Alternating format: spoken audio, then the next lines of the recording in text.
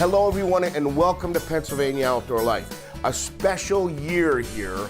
We are celebrating 40 years of Pennsylvania Outdoor Life. Hard to believe that it's been on the air that long, but it has. It's changed time slots, we've changed the set several times, and yet Pennsylvania Outdoor Life still on the air on WNEP.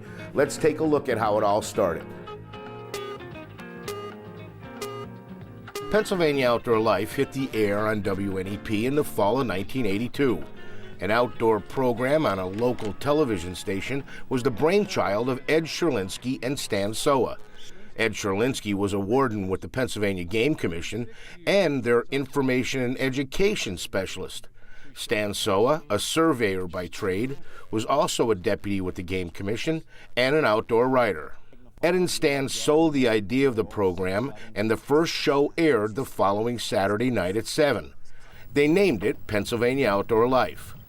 It was decided that Stan would co-host the program with sports director Joe Zone. The program immediately grew in popularity as they started covering stories of interest, like the opening day of the trout season. Welcome again to Pennsylvania Outdoor Life, the opening of ice fishing or trout season, one or the other, Stan, I guess. We've got a full show again this week. We've got some new products to talk about. Also, anybody who was lucky enough to catch anything they think is a trophy fish today, we'll be talking about taxidermy. But let's talk about the conditions as we sit here at the Scott Township Hose Company for their annual opening trout season breakfast. And Stan, this has got to be one of the worst opening days in memory. Joe, I don't ever remember seeing a day like this. I've seen a lot of opening days when it was very cold and the ice covered the lake. The fishermen couldn't even cast out. Then they went to streams. But today I think the reverse is going to be the case. Stream fishing could be a problem. It's fairly obvious these are not the best of conditions for opening day of trout season, and yet, Stan, I think because of the high water, so on and so forth, there are probably more fishermen on the lakes today than at the streams because they're so unfishable. And even though the weather conditions are the way they are, it's not stopping the fishermen from going out there after the fish. Many of them were out here long before the 8 o'clock cast-off, of course, and then when it became 8 o'clock, everybody started, and we've had a lot of success. So why don't we just sort of head in opposite directions down the lake and find out who's done what so far, okay? Joe, one more successful fisherman here. Sir, your name? Waller Populars from Troop. From Troop, Waller. And Waller, how long did it take you to catch those two fish? About 5 minutes. So I said after those two, but my fingers got cold. I had to come out and warm up a bit. Ed Sherlinski continued to play a major role in Pennsylvania Outdoor Life until his retirement from the Game Commission in 1993. He often got his point across by including his grandson. I like to go hunting with my pop, but he's hardly home anymore. He's always hunting for poachers.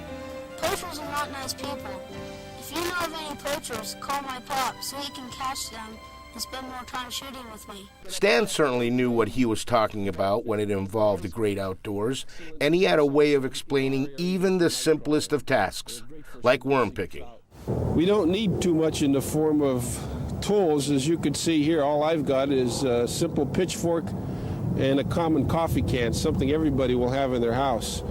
Now that we got to our spot, what we're going to do is give it a try, see if we could draw any worms up out of the soil here. All right, now that we've got a good hold on it, we're going to turn it over and just filter through it. I can see some worms already. Break up the clods. These are the kinds of things we did when we were youngsters, long before they had artificial lures and plugs and jigs and spinners.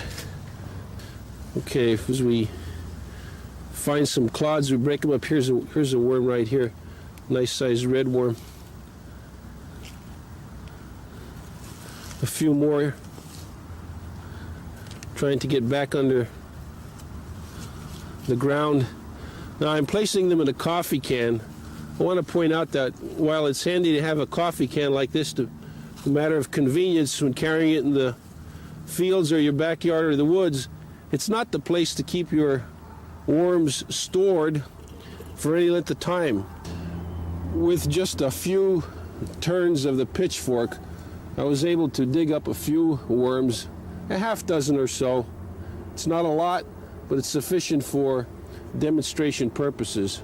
Stan Shirley brought the outdoors to the show, while Joe Zone used his TV savvy to keep the program moving. Well, we'll have more coming up, of course, more giveaways and more Pennsylvania Outdoor Life as we wrap up another year here. Just to mention, this is the end of our second year coming up on Pennsylvania Outdoor Life, and we've had a lot of fun doing it. It has been fun doing it.